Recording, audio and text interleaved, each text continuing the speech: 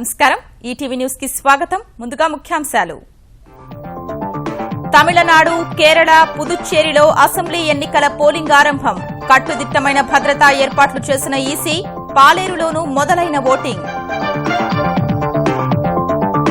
కరవు విభజన హామీలపై మోదీకి సమగ్ర నివేదిక అందించేందుకు చంద్రబాబు కసరత్తు నేడు వేర్వేరు శాఖల ఉన్నతాధికారులతో కీలక భేటీ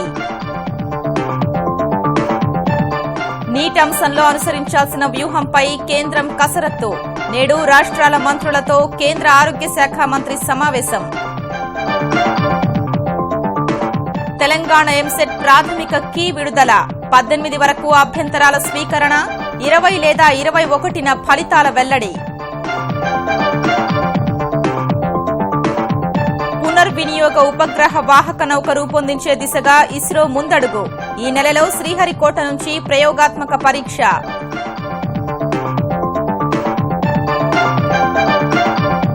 నైరుతి బంగాళాఖాతంలో మరింత బలపడ్డ అల్పపీడనం నేడు వాయుగుండంగా మారే అవకాశం తెలుగు రాష్ట్రాలకు వర్ష సూచన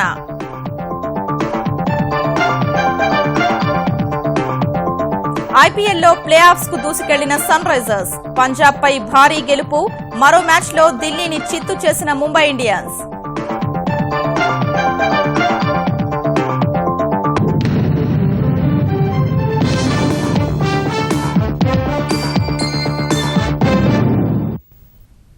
ఐదు రాష్ట్రాల శాసనసభ ఎన్నికల్లో భాగంగా తమిళనాడు కేరళతో పాటు కేంద్ర పాలిత ప్రాంతం పుదుచ్చేరిలో ఓటింగ్ ప్రారంభమైంది పోలింగ్ కేంద్రాలకు తరలివస్తున్న ప్రజలు తమ ఓటు హక్కును ఉత్సాహంగా వినియోగించుకుంటున్నారు పోలింగ్ ను ప్రశాంతంగా నిర్వహించేందుకు ఎన్నికల సంఘం కట్టుదిట్టమైన భద్రతా ఏర్పాట్లు చేసింది బహుముఖ పోరు నెలకొన్న తమిళనాడు కేరళ పుదుచ్చేరి సహా అసోం బంగాల్ శాసనసభ ఎన్నికల ఫలితాలు గురువారం వెలువడనున్నాయి తమిళనాడులో శాసనసభ ఎన్నికల పోలింగ్ నిర్వహణకు కేంద్ర ఎన్నికల సంఘం విస్తృత ఏర్పాట్లు చేసింది ఆ రాష్ట్రంలో మొత్తం 234 నియోజకవర్గాలుండగా 232 స్థానాల్లో ఓటింగ్ నిర్వహిస్తోంది ఓటర్లను ప్రలోభపెట్టేందుకు కొందరు అభ్యర్థులు పెద్ద ఎత్తున డబ్బులు పంచారన్న సమాచారంపై అరవకురుచి తంజావూరు నియోజకవర్గాల్లో పోలింగ్ను ఈసీ ఈ నెల 23కు వాయిదా వేసింది ఓటింగ్ జరుగుతున్న 232 స్థానాల్లో దాదాపు 5,80,00,000 మంది ఓటర్లుండగా మొత్తం 3,728 మంది అభ్యర్థులు పోటీ పడుతున్నారు తమిళనాడు వ్యాప్తంగా సుమారు 65,000 పోలింగ్ కేంద్రాలు ఏర్పాటు చేసిన ఎన్నికల సంఘం 1,00,000 మంది పోలీసులు పారామిలిటరీ సిబ్బందితో భద్రతా చర్యలు చేపట్టింది ముఖ్యమంత్రి జయలలిత పోటీ చేస్తున్న ఆర్కే నగర్ నియోజకవర్గంలో అత్యధికంగా 45 మంది అభ్యర్థులు బరిలో నిలిచారు 13వసారి శాసనసభ్యుడిగా గెలిచే లక్ష్యంతో ఎన్నికల బరిలో దిగిన డీఎంకే అధినేత కరుణానిధి ఈసారి కూడా తిరువరూరు నుంచి పోటీ చేస్తున్నారు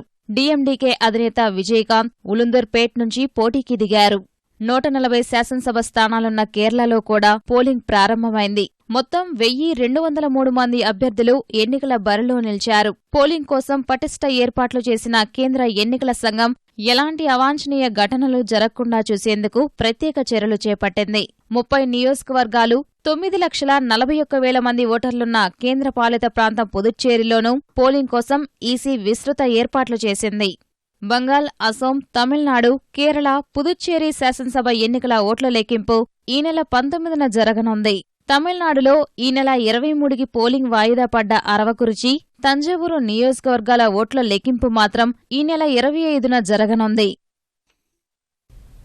ఖమ్మం జిల్లా పాలేరు ఉప ఎన్నిక పోలింగ్ కొద్దిసేపటి క్రితం ప్రారంభమైంది ఎన్నికల సందర్భంగా ఎలాంటి అవాంఛనీయ సంఘటనలు జరగకుండా పటిష్ట భద్రతా ఏర్పాట్లు చేశారు అధికార తెరాస తరపున మంత్రి తుమ్మల నాగేశ్వరరావు సహా ఎన్నికల బరిలో మొత్తం 13 మంది అభ్యర్థులు ఉండగా 1,90,351 మంది ఓటర్లు వీరి భవితవ్యాన్ని నిర్ణయిస్తున్నారు పోలింగ్ కోసం 243 కేంద్రాలను ఏర్పాటు చేశారు ఎండల తీవ్రత దృష్ట్యా పోలింగ్ కేంద్రాల్లో మంచినీరు ఓఆర్ఎస్ ప్యాకెట్లు అందుబాటులో ఉంచుతున్నారు కేంద్రం నుంచి ఆంధ్రప్రదేశ్కి దక్కాల్సిన నిధులు విభజన హామీలపై ముఖ్యమంత్రి చంద్రబాబు నాయుడు నేడు పాలనా యంత్రాంగంతో కీలక సమావేశం నిర్వహించనున్నారు మంత్రులు ప్రభుత్వ ప్రధాన కార్యదర్శితో పాటు అన్ని శాఖల ముఖ్య కార్యదర్శులతో చర్చించి అంశాల వారీగా సమగ్ర నివేదిక రూపొందించనున్నారు ఈ సమావేశం కోసం ఇవాళ జరగాల్సిన మంత్రివర్గ సమావేశాన్ని కూడా వాయిదా వేశారు కరవు విభజన హామీలకు సంబంధించి ప్రధాని నరేంద్ర మోదీకి సమర్పించేందుకు 2 వేర్వేరు నివేదికలు రూపొందిస్తారు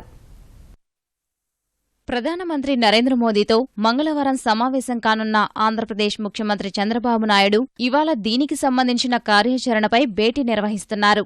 దేశవ్యాప్తంగా ఉన్న కరువు పరిస్థితులను ఎదుర్కోవడానికి ముఖ్యమంత్రులతో విడివిడిగా సమావేశమవుతున్న ప్రధాని 17వ తేదీ సాయంత్రం 4 గంటలకు చంద్రబాబుతో భేటీ కానున్నారు. ఈ సమావేశానికి ఆంధ్రప్రదేశ్ నుంచి 4 ప్రతినిధులు రావాలని ప్రధానమంత్రి కార్యాలయం వర్తమానం పంపింది. ఆ 4 ఎంపికతో పాటు రాష్ట్ర ప్రభుత్వం తరపున ఏం అడగాలన్న దానిపై సమగ్ర ప్రెజెంటేషన్ సిద్ధం చేస్తున్నారు. నీటి సంరక్షణకు 2 ఏళ్లుగా ఆంధ్రప్రదేశ్ ప్రభుత్వం చేపట్టిన వినూత్న చర్యలను వివరించడం, రాష్ట్రాన్ని కరువురహితంగా తీర్చిదిద్దడానికి కేంద్రం నుంచి ఎలాంటి సహకారం కావాలో అంశాల వారీగా ప్రధానమంత్రి ముందుంచనున్నారు. పంట సంజీవిని, ఇంకుడు గుంతలు, గ్రామీణ ఉపాధి హామీ పథకం ద్వారా చేపట్టిన చర్యలను ప్రస్తావించే అవకాశముంది. అలాగే కేంద్రం నుంచి ఆంధ్రప్రదేశ్ ఆశిస్తున్న సాయంపై 10 నిమిషాల పవర్ పాయింట్ ప్రెజెంటేషన్ ఇవ్వాలని నిర్ణయించారు. కరువుపై సమావేశం ముగిశాక ప్రధానితో ముఖ్యమంత్రి విడిగా భేటీ కానున్నారు. రాష్ట్ర విభజన చట్టం ద్వారా ఆంధ్రప్రదేశ్కు అందాల్సిన అన్ని రకాల అంశాలను ప్రధానమంత్రికి నివేదించనున్నారు. 2 ఏళ్లలో కేంద్ర ప్రభుత్వం నుంచి మిగతా రాష్ట్రాలతో పాటు వచ్చిన సాయం ఎంత, విభజన చట్టానికి లోబడి ఆంధ్రప్రదేశ్కు అందిన ప్రత్యేక సాయం ఎంత అన్నదానిపై కూడా నివేదికలు ఖరారు చేయనున్నారు. ఏపీకి ప్రత్యేక హోదాతో పాటు వెనుకబడిన జిల్లాలకు 24,350 కోట్ల రూపాయల ప్యాకేజీ ఇవ్వాల్సిందిగా సీఎం కోరనున్నట్లు తెలుస్తోంది. రెవెన్యూ లోటు భర్తీ, పోలవరం, నవ్యాంధ్ర రాజధాని నిర్మాణానికి నిధుల అంశాన్ని కూడా ప్రధానమంత్రి ముందుంచనున్నారు. మొత్తం మీద ఆంధ్రప్రదేశ్ ప్రయోజనాలు కాపాడుకునే విషయంలో ఎక్కడా రాజీ లేదనే విషయాన్ని స్పష్టం చేస్తూ కేంద్రం బాధ్యతను గుర్తు చేసేలా 2 ప్రెజెంటేషన్లు ఉండేలా ముఖ్యమంత్రి చంద్రబాబు తగు జాగ్రత్తలు తీసుకుంటున్నారు. అందుకు తగ్గట్లుగానే అధికారుల నుంచి వాస్తవ సమాచారం తెప్పించుకొని ప్రాధాన్య క్రమంలో అంశాలను చేర్చుతారని సమాచారం. వైకాపా అధ్యక్షుడు వైఎస్ జగన్ నేటి నుంచి నిరాహార దీక్ష చేపట్టనున్నారు. కర్నూలు కేంద్రీయ విశ్వవిద్యాలయ సమీపంలో ఏర్పాటు చేసిన శిబిరంలో ఆయన జలదీక్షకు కూర్చుంటారు. రేపు ఎల్లుండి దీక్ష కొనసాగనుంది. ఆంధ్రప్రదేశ్లో సాగునీటి రంగాన్ని తెదేపా ప్రభుత్వం నిర్లక్ష్యం చేస్తోందని, అక్రమ ప్రాజెక్టులను నిర్మించకుండా తెలంగాణను అడ్డుకోవడంలో ఏపీ సర్కార్ విఫలమైందంటూ దీక్ష చేపడుతున్నట్లు జగన్ ఇప్పటికే ప్రకటించారు. ఆదివారం రాత్రి పులివెందులలో జగన్ బస చేయగా అక్కడ స్థానిక నాయకులు, కార్యకర్తలు ఆయన్ని కలిశారు. పులివెందుల నుంచి పెద్ద సంఖ్యలో కార్యకర్తలు కర్నూలు దీక్షకు వెళ్లనున్నారు. అతి తక్కువ ఖర్చుతోనే అంతరిక్ష ప్రయోగాలు చేస్తూ వరుస విజయాలతో దూసుకెళ్తున్న భారత అంతరిక్ష పరిశోధనా సంస్థ సరికొత్త చరిత్ర సృష్టించేందుకు సిద్దమవుతోంది. అమెరికా స్పేస్ షటిల్ తరహాలో పునర్వినియోగ ఉపగ్రహ వాహక నౌకను దేశీయంగా రూపొందించే దిశగా కీలక ముందడుగు వేస్తోంది. ఎస్యూవీ పరిమాణంలో ఉండి శ్రీహరికోట అంతరిక్ష కేంద్రంలో తుది మెరుగులు దిద్దుకుంటున్న ఆర్ఎల్వీను ఇస్రో ఈ నెల ప్రయోగాత్మకంగా పరీక్షించనుంది. పునర్వినియోగ వాహక నౌక ధ్వని కన్నా 5 రెట్లు వేగంతో నిర్దేశిత మార్గంలో వెళ్తుందా లేదా అని పరిశీలించనుంది. ఈ పరీక్ష విజయవంతమైతే తదుపరి దశలో ల్యాండింగ్ సహా ఇతర ప్రయోగాల్ని ఇస్రో చేపట్టనుంది. ఆర్ఎల్వీ ప్రయోగం పూర్తి స్థాయిలో సఫలమైతే అంతరిక్ష ప్రయోగ వ్యయం 10 రెట్లు తగ్గనుంది. ఆర్ఎల్వీని రూపొందించాలని 15 ఏళ్ల కిందట ఆలోచన చేసిన భారత్ 5 ఏళ్ల క్రితం ఆ దిశగా పని ప్రారంభించింది. ఈ ప్రాజెక్టు కోసం ఇప్పటి వరకు 95 కోట్ల రూపాయలు ఖర్చు కాగా పూర్తి స్థాయిలో ఆర్ఎల్వీ రూపకల్పనకు మరో 15 ఏళ్లు పడుతుందని అంచనా. ఇంటింటికి ఇంటర్నెట్ అందించేందుకు ఆంధ్రప్రదేశ్ ప్రభుత్వం తీసుకుంటున్న చర్యల్ని కేంద్ర ప్రభుత్వం అభినందించింది. విద్యుత్ లైన్లు ఉపయోగించుకుని 3 నెలల్లోనే 10,000 కిలోమీటర్ల ఆప్టిక్ ఫైబర్ కేబుల్ వేయడాన్ని ప్రశంసించింది. జీఐఎస్ పటాన్ని తయారు చేసుకునే విషయమై ఈ నెల 23న రాష్ట్రాల ఐటీ అధికారులతో సమావేశం కానున్న కేంద్ర కమ్యూనికేషన్ ఐటీ కార్యదర్శి జేఎస్ దీపక్ ఈ మేరకు రాష్ట్రాలకు లేఖలు రాశారు. ఈ సందర్భంగా ఆంధ్రప్రదేశ్ సాధించిన విజయాల్ని ప్రస్తావించారు. విద్యుత్ శాఖను ఉపాధి హామీ పథకాన్ని సద్వినియోగం చేసుకుని శరవేగంగా పనులు పూర్తి చేస్తున్న విషయాన్ని గుర్తు చేశారు. అన్ని రాష్ట్రాలు ఆంధ్రప్రదేశ్ను ఆదర్శంగా తీసుకుని విద్యుత్ లైన్ల పటాన్ని తయారు చేయాలని దీపక్ సూచించారు. దీనివల్ల కేబుల్ ఎంత దూరం వెయ్యాలో అవగాహనకు రావచ్చన్నారు. భవిష్యత్లో గ్రామీణ ప్రాంతాల్లో స్మార్ట్ మీటర్ల ఏర్పాటుకు ఇదెంతో ఉపకరిస్తుందన్నారు. నైరుతి బంగాళాఖాతంలో ఏర్పడిన అల్పపీడనం ఆదివారం మరింత బలపడింది. శ్రీలంక తీరానికి సమీపంలో ఏర్పడిన ఈ అల్పపీడనం వాయువ్య దిశగా కదిలి ఇవాళ సాయంత్రానికి వాయుగుండంగా మారే అవకాశం ఉన్నట్లు వాతావరణ శాఖ వెల్లడించింది. మంగళవారం నాటికి తమిళనాడు తీరంలోని పంబన్, నాగపట్నం పరిసరాల్లో ఇది తీవ్ర వాయుగుండంగా మారుతుందని తెలిపింది. దీని ప్రభావంతో తమిళనాడు తీర ప్రాంతంలో భారీ వర్షాలు కురిసే అవకాశాలున్నాయి.